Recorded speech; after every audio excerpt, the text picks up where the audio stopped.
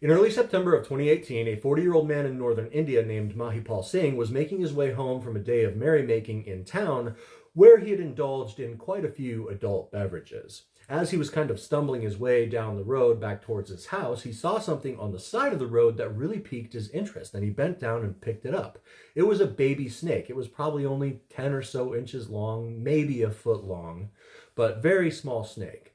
We don't know exactly what the species was, but we do know it was a venomous one, so maybe a baby cobra. But anyways, he is very intrigued by it, and for whatever reason, so are the passersby and people that are with him. People are stopping and they're taking out their phones and they're filming him playing around with this little snake.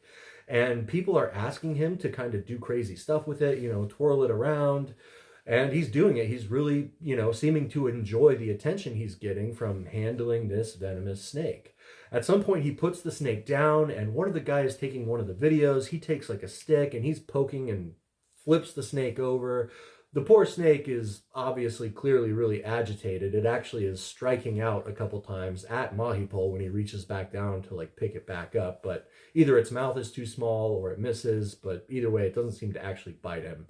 But Mr. Singh, he picks the snake back up, and again, people are just goading him on to do crazier and crazier stuff. At one point, somebody asks him to put it on his head, which he does, and then somebody asks him, hey, put it in your mouth.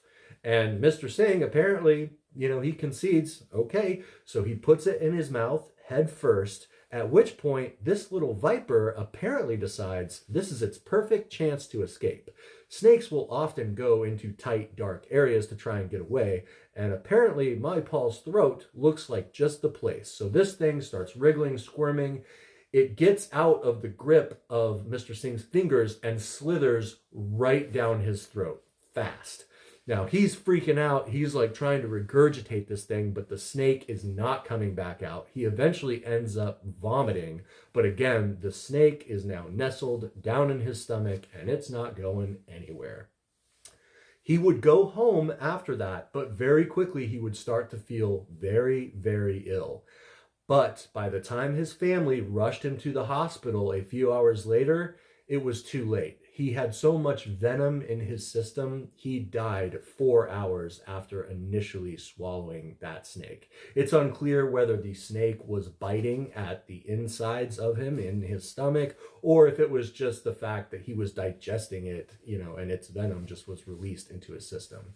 Either way, it is never advisable to put reptiles in your mouth as they carry salmonella and various other things, but also it's a snake and a venomous one, so just don't do that.